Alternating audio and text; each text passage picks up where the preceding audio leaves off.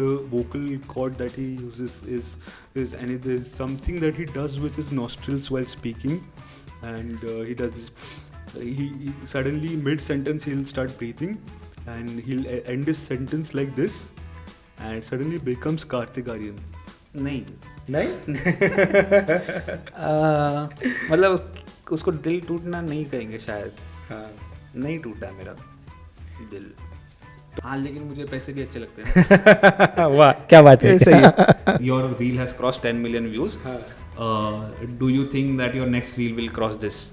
बोला ये क्या ऑडियंस भी प्रेशर दे रहा है, ये प्लेटफॉर्म भी प्रेशर ही दे रहा है क्या? कांग्रेचुलेट करके खत्म कर दो ना. Lifestyle, entertainment and everything in between. This is the Pinkvilla podcast.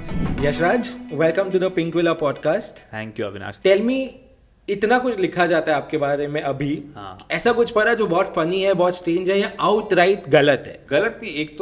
एक आर्टिकल मैंने पढ़ा था कुछ, जब वीडियो वायरल हुआ था उसके इमीडिएटली बाद बहुत लोगों ने आर्टिकल लिखना शुरू कर दिया था. तो एक आर्टिकल में ना कहीं पे उन्होंने, तो मेरा सरनेम थोड़ा अनयूजुअल है ना, तो लेने में कोई मुखौटे बोलता है, कोई it is Yashraj Mukhate. Correct. तो कोई मुखाते बोलता है, कोई मुखौटे बोलता है, ऐसा कुछ बोलता है, मेरे को चलता है. एक आर्टिकल में ना किसी ने ऐसा लिख दिया था कि रसोड़े में कौन था फेम, युवराज मुखर्जी. ओ अच्छा. It is not even close to my name. It was completely different. मेरा फोटो भी लगाया था उन्होंने. हाँ. और मैं बोला इतना गलत कैसे, तुमने कुछ तो चेक किया होगा अगर. हाँ. तो लेकिन वो मुझे बहुत स्ट्रेंज लगा था, युवराज मुखर्जी कैसे. Do you listen or read a lot about you that's written on the internet? Google करते हो बहुत ऑफन अपने? हाँ, गूगल तो मैंने वो डाल के रखा है ना, अपडेट्स वाला, मुखाटे वाला, अपडेट्स वाला, तो मुझे ईमेल आ जाता है. और Mukhate as a keyword is also unique. तो मुखाटे कोई तमिल में भी वर्ड नहीं है, इंग्लिश में वर्ड नहीं, कहीं वर्ड है ही नहीं. तो Mukhate every wherever Mukhate is mentioned I get to know. तो वो मैं देखता रहता हूँ आज कौन सा आर्टिकल आया, क्या आया. स्ट्रेस देता है? स्ट्रेस तो नहीं देता. मैं देखता हूँ बस, मतलब पढ़ता नहीं क्योंकि मुझे पढ़ना बोर होता है. हाँ. बस देखता हूँ कि कितने आर्टिकल मेंशन कहाँ पे हुआ है. हाँ. मतलब कोई वीडियो कंटेंट डालता हूँ तो इमीडिएटली उस पर आ जाता है, वो देखता रहता हूँ बस. लेकिन पढ़ता नहीं हूँ ज़्यादा मैं. मुझे बहुत फनी आर्टिकल्स कौन सा लगता है पता है? नेटवर्थ वाले. तो नेटवर्थ है, कितनी कार्स ओन कर रहे हो, कितना बड़ा बंगला है आपके. अरे नेटवर्थ तो आप इसको एलेक्सा को अगर पूछोगे नेटवर्थ, तो वो कुछ तो बोलती है 15 बिलियन और ऐसा. बोला यार ये तो मेरे पास होते सच में तो मैं काम बंद कर देता आज. चलो अज्यूम करते हैं होते, काम बंद कर दिया, क्या करते, क्या करना है? एक्चुअली मैं मजा कर, काम तो नहीं बंद करता मैं क्योंकि मेरे को मजा आता है करने में. लेकिन अगर $15 बिलियन मेरे पास होते, एक्चुअली मैं बहुत कुछ सोच के रखा है. शहर खरीदूंगा, शहर बनाऊंगा, कंट्री बनाऊंगा, अपने रूल्स बनाऊंगा. 15 बिलियन में होता है क्या सब? नहीं होता है. कंट्री कैसे बन जाएगा 15? मुझे छोटी कंट्री बनाऊंगा 20 लोगों की. ये हो सकता है. 20 लोगों की, उसमें एडमिनिस्ट्रेटर एक रखूंगा. ऐसे बचपन में कुछ बकवास करते थे हम स्कूल में, हम दोस्त वगैरह मिलके कि हम एक कंट्री बनाएंगे, फिर उसमें अपने रूल्स होंगे और अब सारे गाड़ी कौन सी साइड चलेगी और कौन से लोगों को उसमें एंट्री होगी हम डिसाइड करेंगे. और ये सब अगर 15 बिलियन में हो पाया तो मैं करूँगा इसे. क्या रूल्स होंगे, क्या सोच के रखा है? हमने एक सोचा था गंदगी नहीं होगी. और हमारा तो ऐसे था ना, जब हम कॉलेज में थे तो ना एक फोटो कॉपी जेरोक्स की ना बहुत अहमियत होती है इंजीनियरिंग कॉलेज में. और सबमिशन के टाइम पे उसकी सबसे ज़्यादा पता चलता है उसकी क्या अहमियत है उस आदमी की जो वहाँ पे जेरोक्स पे खड़ा है. तो हम जब कॉलेज में थे तब हमारा एम्बिशन ये था कि अगर ये इंजीनियरिंग का नहीं हो पाया, क्योंकि पढ़ाई अगर नहीं हो रही, तो हम जेरोक्स की दुकान खोलेंगे क्योंकि बहुत बिजनेस होता है इसका. उसकी इतनी इज्जत होती थी उस जेरोक्स वाले की सबमिशन के टाइम पे कि लाइन में लोग खड़े हुए हैं और वो सीनियर जूनियर कुछ नहीं देखता, सबको लगता चलो लाइन में खड़े रहो. ए तू काय झालं, तू मागे जा, तुझं झालं ना, तर तुझे 2 कॉपी राहिले थांब. तो इतना उसमें पावर आया था. हमको लगा था यार हम जब शहर बनाएंगे, अपना कंट्री बनाएंगे, उसमें सारी जेरोक्स की मशीन्स लगा देंगे और हम सबके ओनर होंगे. ये हमारा मैक्सिमम एम्बिशन यहाँ कि हम जेरोक्स खोलेंगे अपनी कंट्री बनाकर. तो हमारा सोच यहाँ तक ही गई थी. और हर एक की, मतलब हर मिडिल क्लास लड़की की ऐसी सोच होती है कि बड़ा होता है तो पैसा कमाना. बट फिर जब एक सेंसेशन बन जाता है आदमी, which starts with, and you know for lot of people who don't know रसोड़े में कौन था भुआ, उसके पहले भी आप people knew you for your work. There were people, few people, but yeah correct, they respected you for your work. But उसके बाद जो चेंज हुआ वो एक अलग ही लाइफ हुआ. तो वो आदमी कैसे संभालता है इतना फेम सडनली?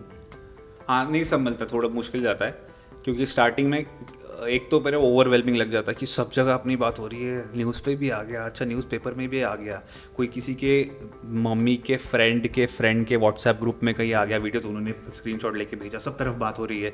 तो थोड़ा लगता है कि सच में हो रहा है कि ये, या फिर ये गलती से इनका ग्लिच आ गया एप्लीकेशन में, सडनली कुछ नंबर का ग्लिच आ गया है, अभी पता चलेगा कि ऐसा हुआ ही नहीं। थोड़े दिन वो चला, लेकिन इमीडिएट मेरे दिमाग में दूसरी एक चीज़ आई थी कि इसको इसी वीडियो तक सीमित नहीं रखना है, इस पहचान को। I have to put something else and make people remember me for the kind of work I do and not for just this one video. क्योंकि मैंने देखा था ऐसे बहुत सारे लोगों के साथ होता है कि एक वीडियो आया और फिर वो चले जाते हैं और फिर घूम जाते हैं, उनका कुछ नहीं होता। फिर हमको 20 साल बाद फिर कोई डालता है उनका आर्टिकल की वन प्रोजेक्ट की that remember that guy he is this now, ऐसा वगैरह। तो मुझे वो नहीं बनना था। मुझे ऐसा था कि यार मैं म्यूजिक करता हूँ तो मुझे ये इतना क्वांटिटी ऑफ वर्क बाहर डालना है जिसमें लोगों को पता चले कि मैं इस जोन में करता हूँ। तो इमीडिएट था कि अभी नेक्स्ट कंटेंट क्या बनाऊँ। कि फिर मैं थोड़ा अपने पुराने फोल्डर्स में जाके देखा कि क्या है, क्या कुछ मसाला पड़ा हुआ जिसको मैं बता सकता हूँ। तो फिर वो बाकी सारे उसके बाद फिर बनाए। तब बिग बॉस चला था, बिग बॉस में से कुछ उठाया जी। फिर बिगनी शूट मेरे पास उसका ट्यून बनी हुई थी, बस मुझे डायलॉग कहीं से ढूंढना था, वो ट्यून में बैठ गया तो फिर मैंने उसका ट्रैक बना के डाल दिया। तो ऐसे इमीडिएट मेरा उस 3-4 महीने में ये था कि कंटेंट जल्दी से जल्दी डालूं सो दैट ये इसका पूरा मुझे फ़ायदा ज़्यादा टाइम तक हो। ऐसे नहीं कि एक वीडियो आ गया और फिर चला गया। डर लगा इतना? टेंशन? डर लगता है, बहुत डर लगता है। फिर एक पॉइंट के बाद नींद आना बंद हो जाती है, क्योंकि फिर रात भर कुछ ना कुछ तो थॉट आते रहता है। फिर वो रिफ्रेश कर रहे हैं कि नंबर बढ़ रहे हैं, तो मज़ा आता है देखने में ना कि हर रिफ्रेश पे नंबर बढ़ रहा है। तो उस पर थोड़ा हेल्थ पे भी वो हो जाता है फिर एक पॉइंट के बाद। मतलब मुझे टाइम लगा थोड़ा उसमें रिकवर होने के लिए। फिर मैंने प्रोजेक्ट्स को हाँ कर दिया, कुछ ब्रांड्स को और वो वाली। तो जब काम करना ही पड़ता है तो फिर बाकी सब बाजू में रख के फिर काम करना शुरू कर दिया। क्योंकि अगर मैं थक के बैठ जाता ऐसे कि यार मैं नहीं ओवरवेल्म हो गया हूँ ऐसे, तो फिर नहीं चलेगा। तो मुझे उसको मोनेटाइज भी करना था फटाक से, कि जब तक फेम है तब तक मुझे वो कैप्चर करना था। तो जब काम करना शुरू किया तो फिर काम में लग गया और वो अभी तक वही चल रहा है। क्या थॉट्स आ रहे थे जब रात भर सो नहीं पा रहे थे तब?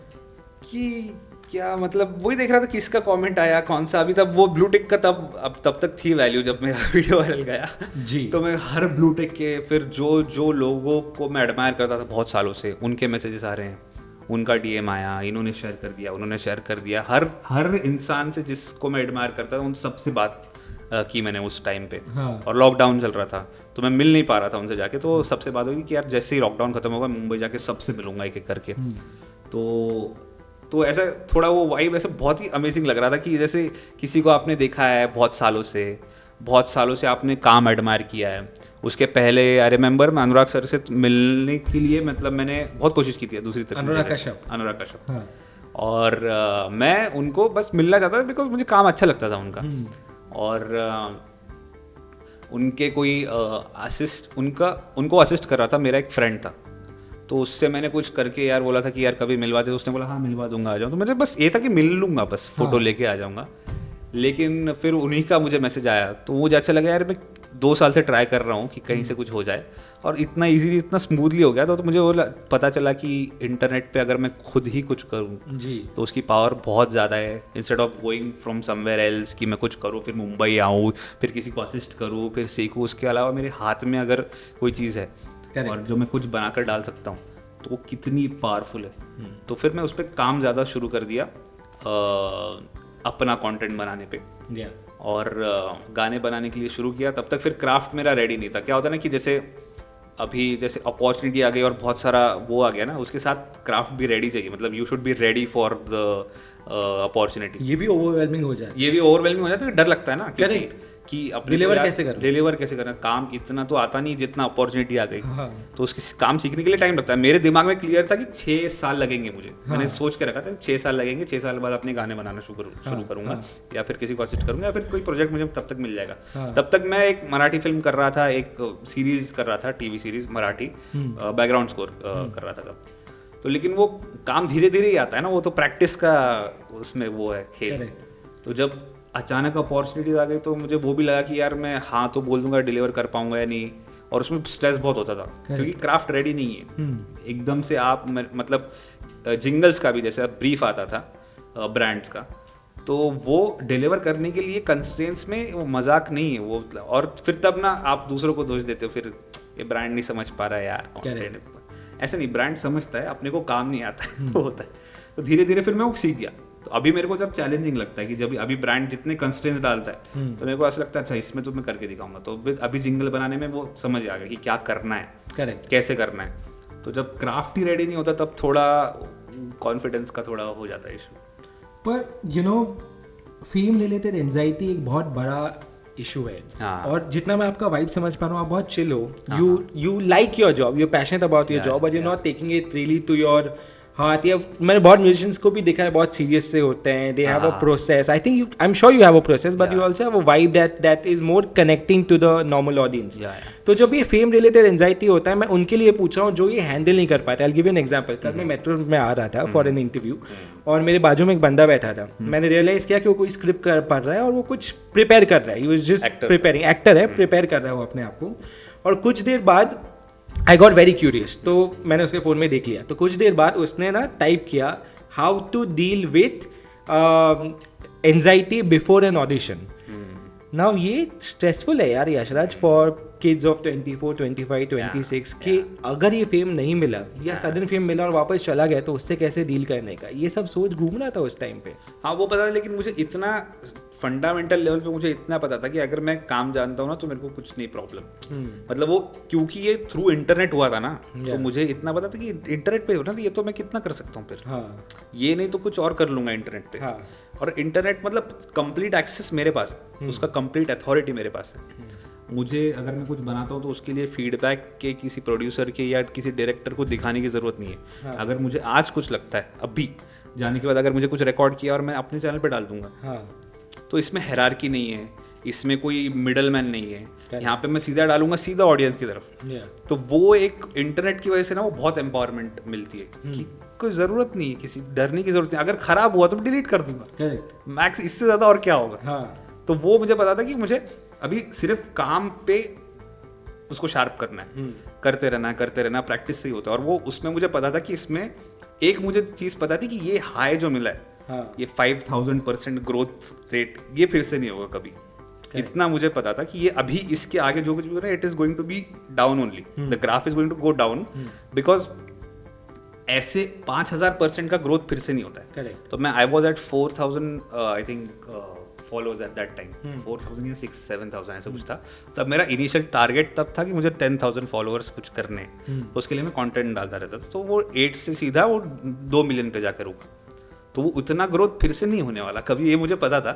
लेकिन मेरा तो उसको सस्टेन करना है बस मुझे, और वो सस्टेन तभी हो सकता है कि मैं काम जब सीखूँ। तो अभी भी मुझे पता है कि मैं अगर सिंगल्स अपने गाने नहीं बनाऊंगा तो मैं ज़्यादा देर सस्टेन नहीं कर पाऊंगा। तो मैंने लास्ट पूरा ईयर इसी सीख में लगाया कि मैं कंपोजिशन का क्राफ्ट थोड़ा प्रैक्टिस करूँ। तो मैंने बहुत सारे गाने बनाए, अब वो अगले महीने से आना शुरू हो जाएंगे। अमेजिंग। सिंगल्स है प्रॉपर मेरे खुद के, अच्छा, कंपोज किए हुए, गाए हुए। हाँ। तो वो आने शुरू हो जाएंगे। तो लास्ट ईयर मुझे डालना था, लेकिन मुझे 1 साल लग गया। वो सीखने में लगता है ना, कुछ बनाया फिर पसंद नहीं आया, फिर उसको ठीक किया, फिर और एक बार बनाया, फिर 3-4 लोगों को सुनाया, फिर उसको करते करते फिर समझ में अच्छा स्ट्रक्चर ऐसा होता है, फिर समझ में आया कि इंट्रो होना चाहिए, फिर समझ में आया कि नोट्स का प्रोग्रेशन कैसा होता है, तब जाके हुक में लॉन्ग फॉर्मेट गाने में। शॉर्ट फॉर्मेट में मुझे समझ आ गया कि क्या करना है 40 सेकंड में, लेकिन अगर 3-4 मिनट का गाना बनाना है तो उसमें क्या स्ट्रक्चर होना चाहिए, बीच में उसका एक दुनिया होती है, गाने की साउंडस्केप होता है, वो क्या होना चाहिए, मिक्सिंग किस टाइप की होनी चाहिए। तो वो सीखने में थोड़ा टाइम लग गया। तो अभी जाके कुछ गाने रेडी हुए हैं तो वो आना शुरू हो जाएंगे अभी अगले महीने से। करेक्ट। आपने कहा बहुत डीएम्स आए थे after the first video went viral, सबसे बेस्ट डीएम कौन सा था जो देख के लगा वाह अब तो मैं कुछ हूँ? यार सबसे बेस्ट अनुराग सर का ही था वो। अच्छा। हाँ, उन्होंने क्योंकि उन्होंने बोला था आजा मुंबई काम करते हैं, हाँ, ऐसा ये भेजा था उन्होंने सीधा। अच्छा। तो मतलब वो मुझे इतना काफ़ी हो गया था मेरे लिए कि बस उन्होंने बोल दिया, ये बस हो गया मेरे लिए बस। हाँ। क्योंकि मैं इमेजिन करो आप, मैं 2 साल से उनसे मिलने की कोशिश कर रहा हूँ, सिर्फ मिलना था मुझे। और अगर कोई मुझे वैसे मैसेज करे, और उसके साथ बहुत कुछ हो रहा था, लेकिन ये मैसेज स्टैंड आउट किया क्योंकि मुझे यही चाहिए था कि मतलब उन्होंने और ये भी बोला कि ये वीडियो की वजह से मैंने तुम्हारे सारे वीडियोस भी देखे, बाकी जो पुराने वाले थे। अच्छा काम करते हो तुम। तो वो जो मुझे अच्छा काम करते हो वो दिखाना था। इन वीडियोस का पर्पज़ ये था कि जिसमें म्यूजिक प्रोडक्शन जो करता हूँ वो मैं दिखा सकूँ थोड़ा सा। तो वो उन तक पहुँच गया। बाकी लोग एंजॉय कर रहे थे, लेकिन वो मीम एंजॉय कर रहे थे, उसका जो फन था वो एंजॉय कर रहे थे। लेकिन इनको समझ आ गया कि वो काम सही है तुम्हारा, तुमको म्यूजिक जानते हो तुम। और एक था विशाल सर ने मुझे विशाल भारद्वाज सर, तो उनका भी एक बार उन्होंने फिर मैसेज लेके फिर मुझे कॉल किया था, फिर हम कॉल पे बात की थी हमने। तो उन्होंने भी यही बोला था कि तुम काम तुमको आता है, I see that you understand music. Anu Malik sir से बात हुई थी, उनसे भी कॉल पे बात हुई थी कि उन्होंने भी मतलब इन सब ने उन्होंने ये ट्रेस कर लिया था कि इसको काम आता है, म्यूजिक का जानता है थोड़ा बहुत, और ये मजे के लिए करता है। तो उनको वो अच्छा लगा कि तुम अपना क्राफ्ट ऐसी चीज के लिए यूज कर रहे हो जो एक्सेसिबल है लोगों के लिए, पसंद आने के लिए। तो वो मुझे अच्छा लगा कि जो मैं करना चाहता था वो पहुंच गया उन तक से।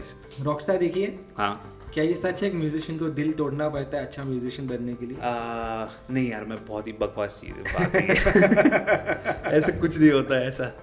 वही तो मैं बोल रहा हूँ कि दिल तोड़, मैंने गुलजार साहब का एक इंटरव्यू देखा था, उसमें उन्होंने बोला था कि दिल, उनको भी ऐसे कुछ ने पूछा था कि ऐसा ज़रूरी है कि तभी कुछ लिख सकते हो आप, तो उन्होंने बोला था कि you have to be just aware of your feelings. उसके लिए दिल तोड़वाना ज़रूरी नहीं है। तो दिल तोड़वाने के बाद फील क्या होता है, you should be able to experience that, और यू शुड नो दैट, तभी आप एक्सप्रेस कर पाओगे ना।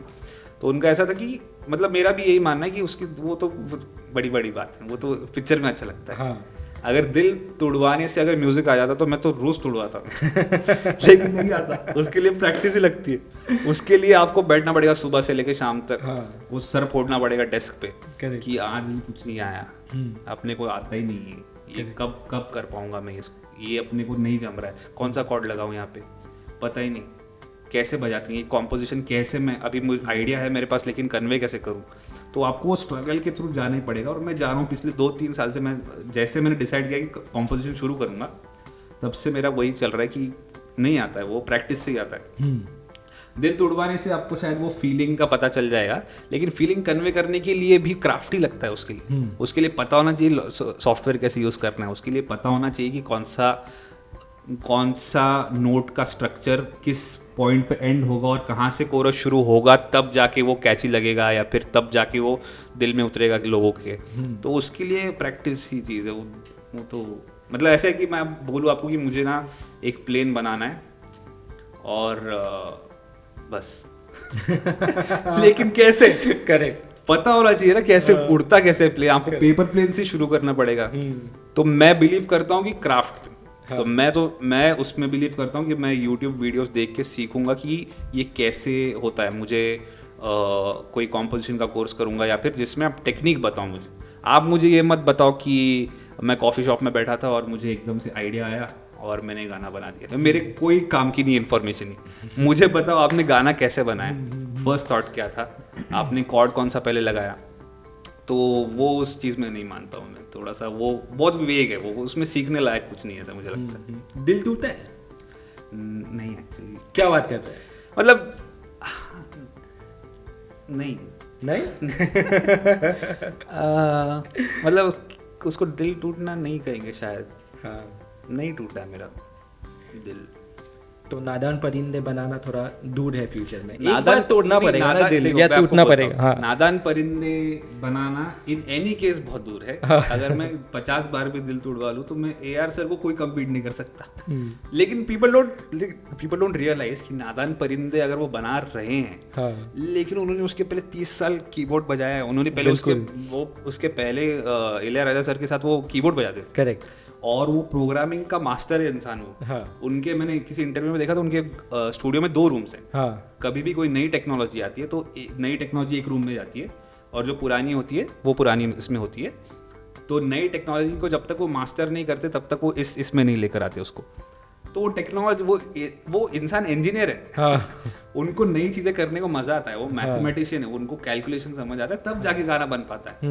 वो तो उनका अभी उसमें 2 चीज़ें, जैसे एक आर्ट साइड होती है, एक क्राफ्ट होता है। तो मैं क्राफ्ट की बात कर रहा हूँ। आर्ट तो ऐसा है कि जैसे आपने जो लाइफ में जिया है, आपका बचपन से क्या इंस्पिरेशंस रहे हैं, आपके एस्पिरेशंस क्या है, आपने जो कंज्यूम किया एज अ पर्सन, आपकी पर्सनालिटी क्या है, लेकिन वो तो धीरे धीरे बनता है ना, पैदा थोड़ी आर्टिस्ट होता है।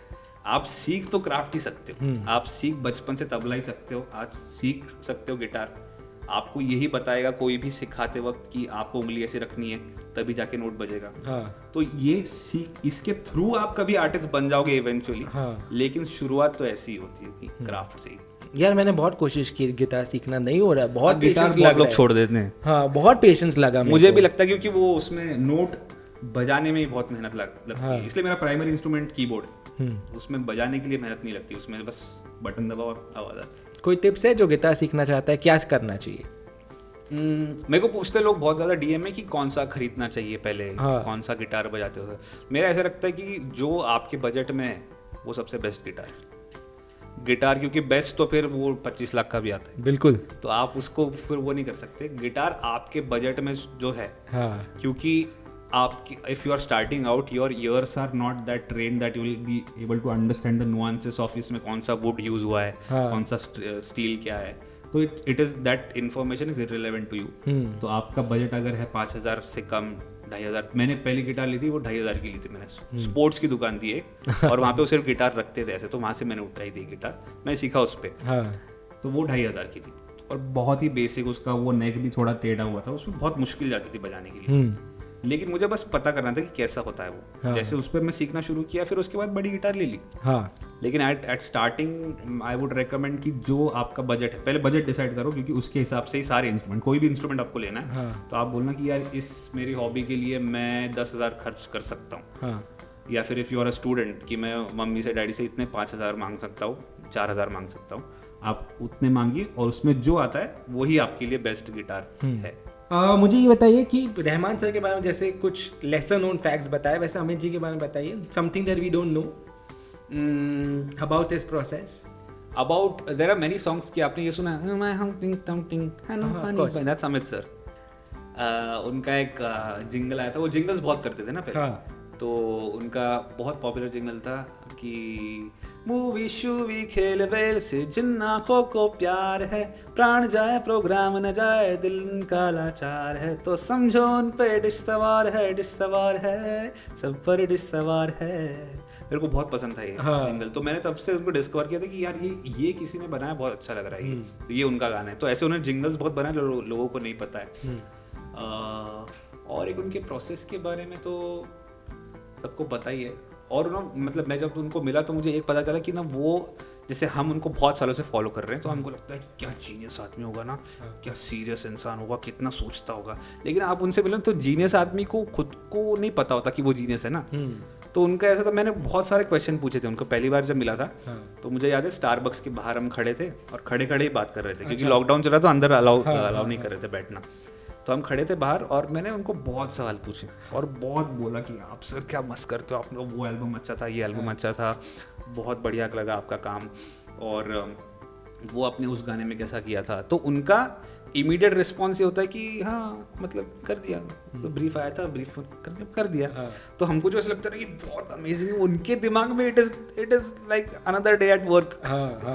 तो जीनियस लोगों का वो होता है कि हाँ इजी है ना, तो मैं ऐसा आइडिया आया तो मैंने बना दिया। करेक्ट। तो उनके लिए वो process is a natural thing to them, but it is for other people outside their world, उनके दिमाग के बाहर के जो लोग, उनको लगता है कि यार मतलब I think all geniuses work like this only, कि उनको खुद को नहीं पता होता कि वो कितना बढ़िया काम कर रहे हैं। Correct. What is your opinion on sounds in music और साउंड्स इन सॉन्ग? मैं लड़का पॉप, तू लड़की pop, what does that even mean?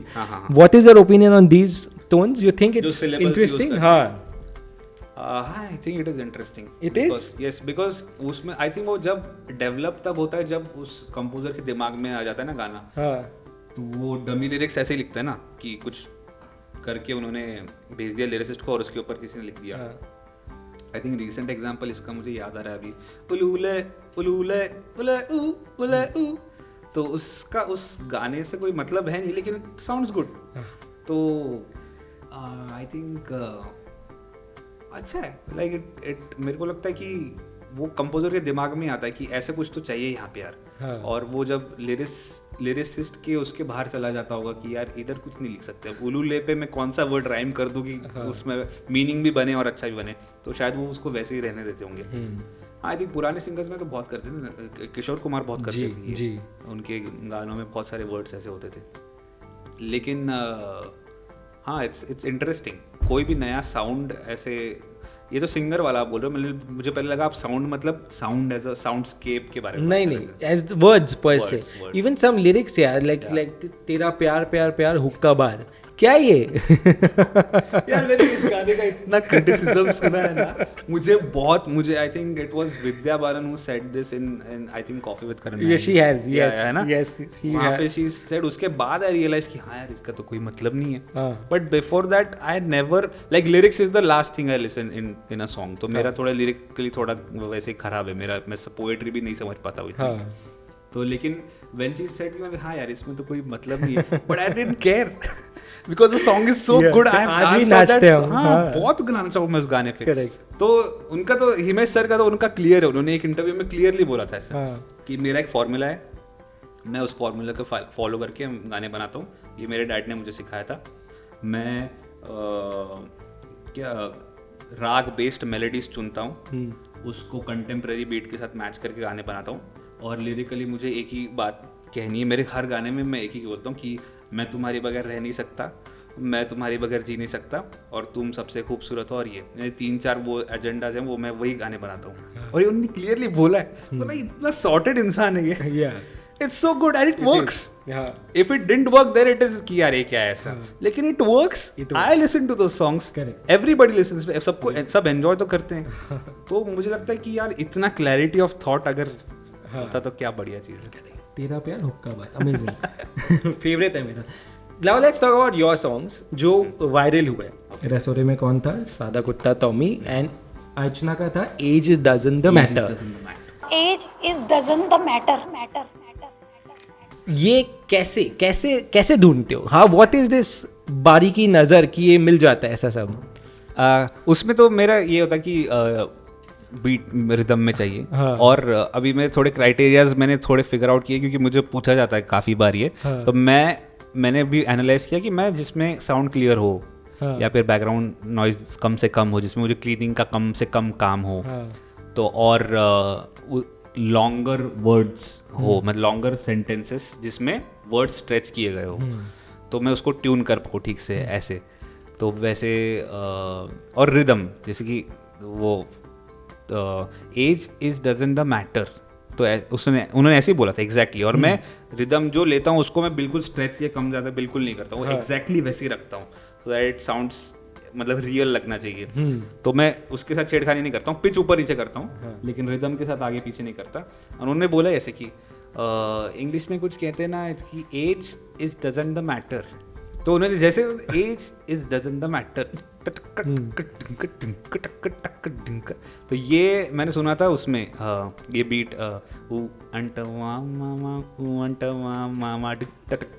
Correct. तो ये मुझे लगा कि यार ये तो बैठ गया। तो फिर मैंने उसको किया, उसका प्रोग्रामिंग चेंज किया थोड़ा सा, और उसमें बैठाया तो बैठ गया सही से। और इसमें फिर कोरस के इसमें फिर वो कौन सा गाना, जब भी मेट का एक गाना था कि है कोई तो बचा के जीने का मजा, तो उसमें कुछ परकशंस यूज किए थे उन्होंने। तो वो उससे रेप्लिकेट करके इसका कोरस वाला पार्ट, तो वो सब मैच करके, और वो age is doesn't the matter, ये मुझे हुक मिल गया था। और मुझे पता था इससे शुरू करना है, फिर इसके बाद और एक बार हुक आएगा तो हाई मिलेगा यहाँ पे थोड़ा सा, तो उस हुक तक जाने के लिए बीच में कुछ तो अपने को चाहिए ब्रिज। तो बीच में कुछ भी लिख दिया कि life is the fully is the nothing is the matter, owner पे करते लोग द फालतू का banter, no matter if your 60 is the 70 और 80, it is the nothing is the shut the chatter. तो इसका कुछ मतलब नहीं है वर्ड का, लेकिन मुझे बस चाहिए कि कुछ एटर मैटर चैटर पे कुछ एंड हो जाए, तो शायद I can rhyme it with ages doesn't matter, so that sounds like a complete song. पर क्या वायरल हुआ ये सब? ऐसा होता है अभी सेलिब्रिटीज आके भेजते ये मेरा कुछ कर दो ना इसका? हाँ, भेजते थे पहले, है ना? पहले भेजते थे, फिर मैं थोड़ा, फिर उनको लगा कि ज़्यादा ही भाव खा रहा है शायद, लेकिन मैं पहले मना भी नहीं कर पाता था, क्योंकि मेरे को समझ ही नहीं आता था कैसे बोलना कैसे होता है, वही नहीं पता था। उसमें ऊपर से मना करना तो बहुत मुझे वो होता था कि, तो लेकिन मैं बाद में सोचा कि क्या मैं बनाऊंगा ना तो नहीं बनेगा अच्छा, मुझे पता है कि कुछ मुझे वैसा कंटेंट उनका नहीं मिला है या फिर वैसे नहीं मिला, तो कुछ लोग फुटेजेस भी भेजते थे अपने खुद के। अच्छा। हाँ कि ये हमने बनाया है, ये हमने इस सीरीज में ऐसा बोला है, इस पे आप बनाओ। हाँ बहुत सही है, मतलब देखता हूँ सर, ट्राई करता हूँ, मैं आपको बोलता हूँ। आउट ऑफ प्रेशर बनाया कभी कुछ? नहीं यार, वैसे मैं बहुत क्योंकि आउट ऑफ प्रेशर बना के मैं सबको नहीं एक्सप्लेन कर सकता ना कि ये आउट ऑफ प्रेशर बना है भाई, प्लीज देख ले जरा, इसको इग्नोर कर दे, ऐसा नहीं बोल सकता हूँ। तो आई हैव टू फेस, मेरा फेस होता है वहाँ पे, आई हैव टू, मेरे को बेचना पड़ता है ना ऑडियंस को, वो कैसे मैं ऐसे प्रेशर में तो नहीं, फिर मैं बहुत उसमें मुश्किल होती है नहीं बोलने के लिए, लेकिन मैं करता हूँ कुछ बोल के कि नहीं सर एक्चुअली मैं ट्राई किया, नहीं हो रहा है थोड़ा सा। पर मैंने ये भी कहीं देखा, बहुत इंटरेस्टिंग, रसोरे में कौन था जब आपने बनाया, तो वो इंटेंशन नहीं था लोगों को हंसाने का, इंटेंशन था अपना म्यूजिक अरेंजमेंट का स्किल्स दिखाने का, पर लोग हंसना शुरू कर दिए। ये थोड़ा हार्ट ब्रेकिंग हुआ क्या?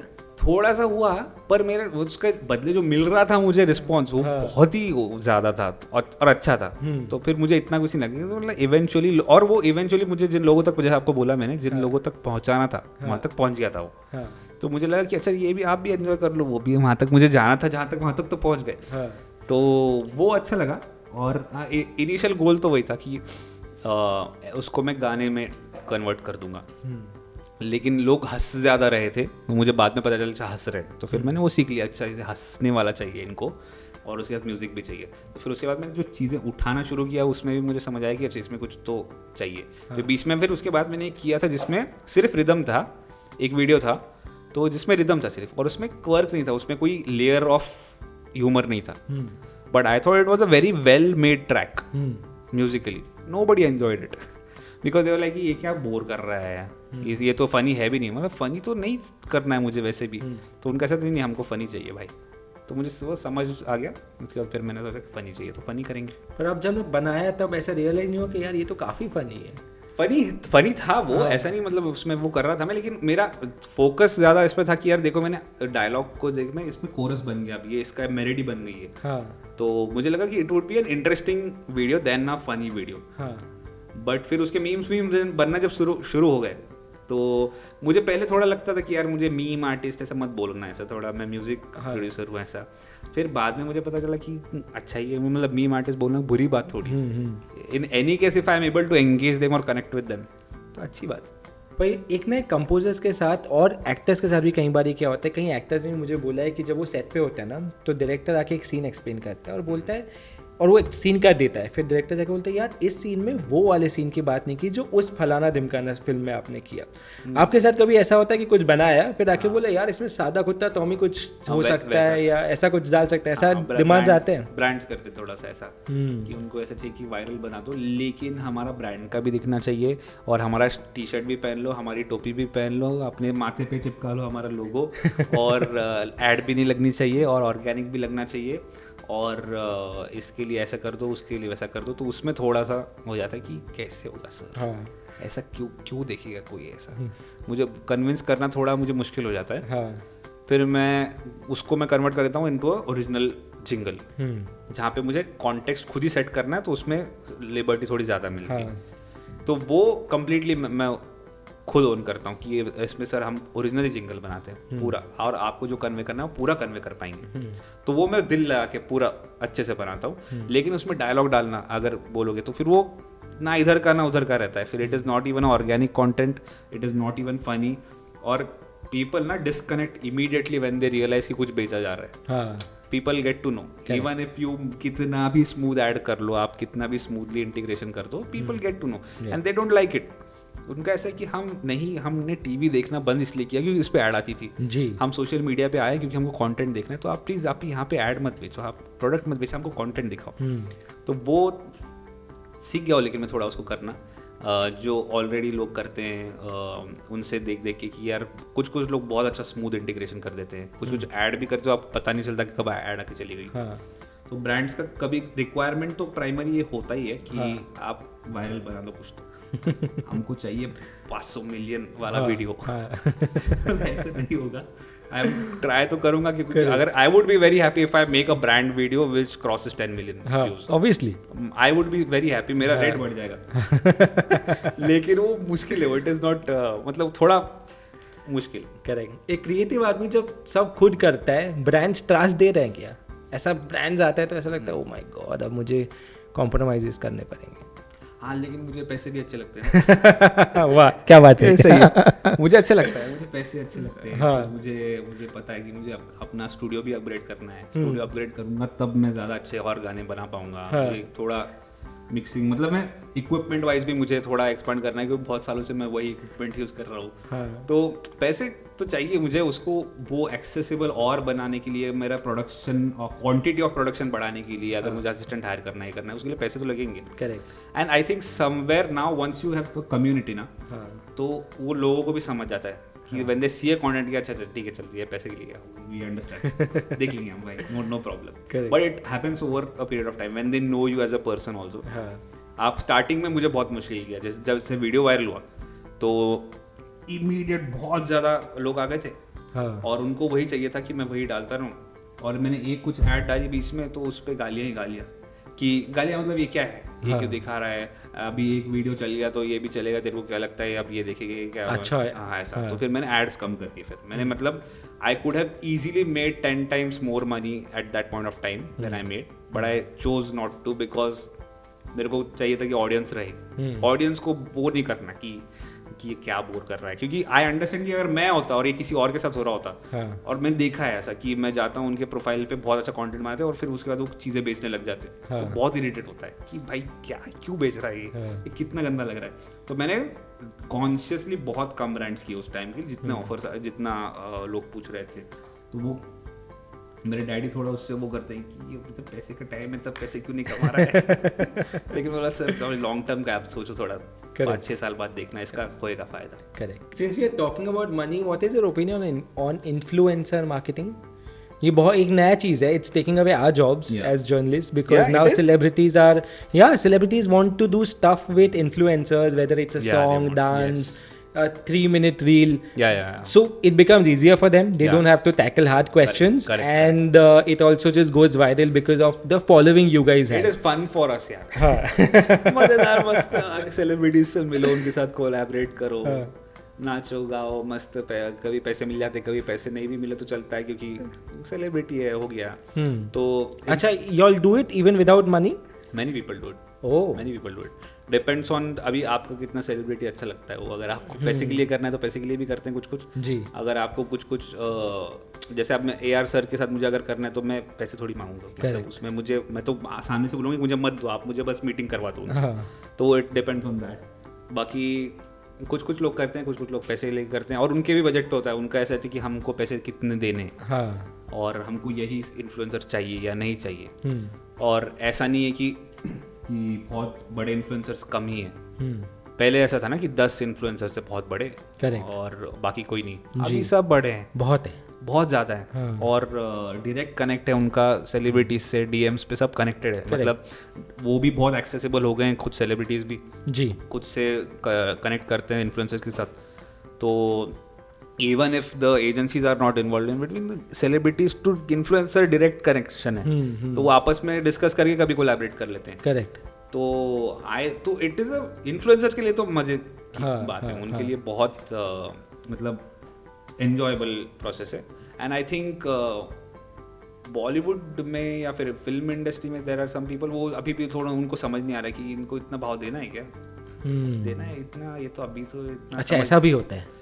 कम है लोग वो, लेकिन ज़्यादातर लोग जो समझ गए हैं कि इट्स अ डिफरेंट इंडस्ट्री और टेंशन की बात नहीं है, वो कोलैबोरेट करेंगे तो फ़ायदा ही फ़ायदा है। तो आई थिंक वो तो है, एन्जॉयबल है, मतलब इन्फ्लुएंसर के लिए तो बहुत मज़ेदार चीज़ है। थोड़ा कम करो, हमारे लिए कुछ छोड़ो। यार आप भी तो इन्फ्लुएंसर ही बन सकते हो ना, like that's true, but you know as कई बार जर्नलिस्ट का अप्रोच बहुत अलग होता है कॉन्वर्सेशंस में। तो डर जाते हैं सेलिब्रिटीज थोड़ा सा, मतलब एक उनको पता है ना कि they will come and tell us ये मत पूछो तो हम सुनेंगे नहीं।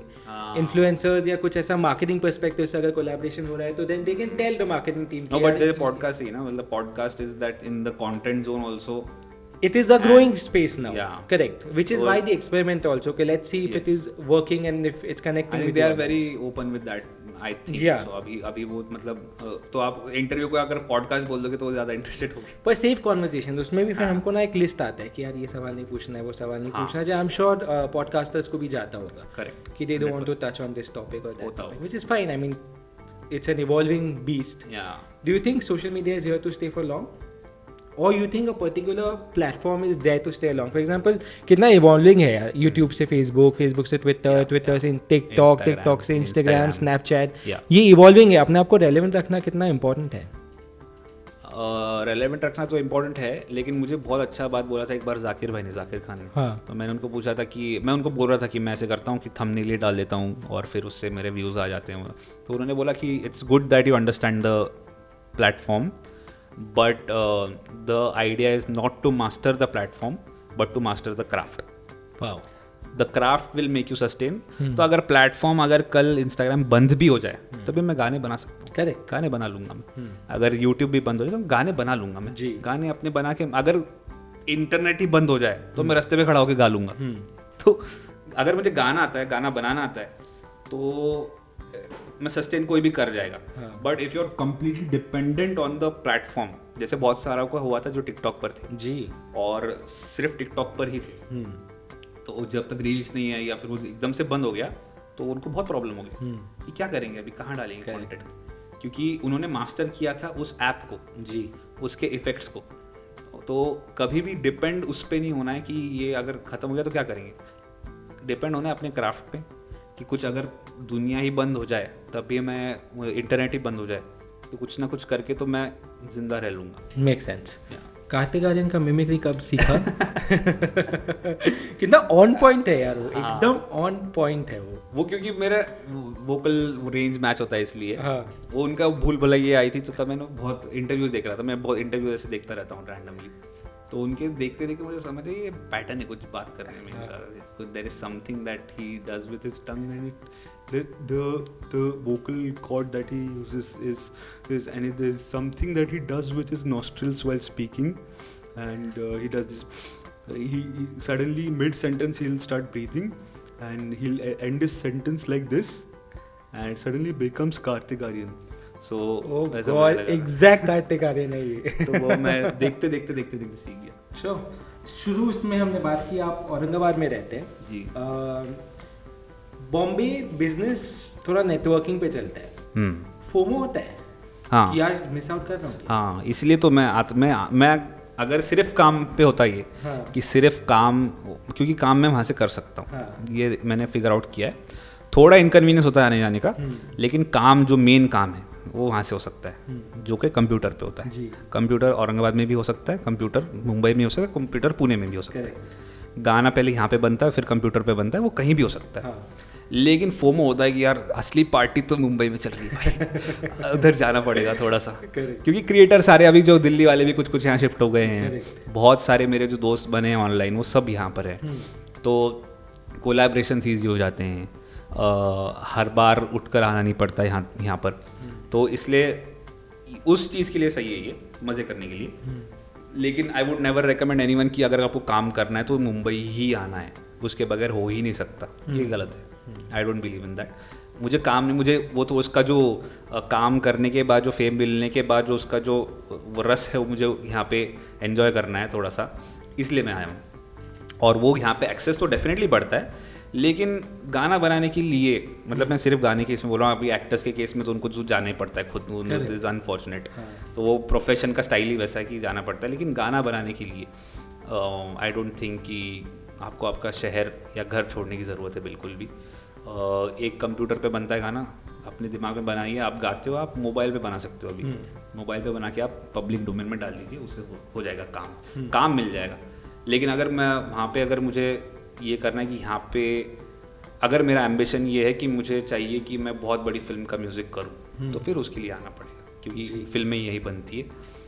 लेकिन एम्बिशन है सिर्फ गाना बनाना, तो आप कहीं से भी बना सकते हो. तो मेरा एम्बिशन है गाना बनाना अभी के लिए फ़िलहाल तो. लेकिन मुझे यहाँ भी थोड़ा देखना है कि क्या आता है. मज़ा आता है थोड़ा सा, इसलिए घर लिया. हाँ, घर लिया है अभी. और थोड़ी मुझे यहाँ पे, थैंक यू, ये थोड़ा है कि ट्रैफिक का है कंप्लेन. ये थोड़ा है किच होता रहता है यहाँ पे, ह्यूमिडिटी थोड़ा सा, तो वो मुझे पसंद नहीं है. लेकिन overall I would always enjoy in Aurangabad only. हाँ. My base station is still in Aurangabad. Correct. यहाँ पे मुझे एक चाहिए था कि मोबाइल स्टेशन हो जहाँ से मैं काम कर सकूँ, इसलिए यहाँ पे लिया है. लेकिन अदरवाइज वहाँ पे मैं बहुत पीसफुल रहता हूँ. मतलब वहाँ पे भी मैं बाहर भी नहीं निकलता हूँ, घर में रहता हूँ वहाँ पे पूरा टाइम. तो अभी भी रहोगे वहीं पे? ज़्यादातर वहाँ रहूँगा, लेकिन अभी यहाँ पे आता हूँ ना तो क्या होता है कि 2-3 दिन का काम है, फिर 1 दिन का गैप है और फिर परसों काम है. तो 1 दिन का कैंप यहाँ पे क्या करना है, फिर किसका अपॉइंटमेंट लेना है, 1 दिन में करना है, फिर 1 दिन वहाँ का स्टूडियो बंद है, तो वहाँ पे जो डिलीवरेबल्स मुझे वहाँ पे करने थे वो जब तक मैं यहाँ पे हूँ तब तक कुछ नहीं हो सकता. तो इसलिए यहाँ पर एक चीज़ चाहिए कि मैं कहीं पर भी हूँ तो काम रुकना नहीं चाहिए. तो इसलिए यहाँ पर किया अभी. लेकिन ज़्यादा मेरा मन तो वहीं लगता है, मतलब मेरे को शांति तो उधर ही है.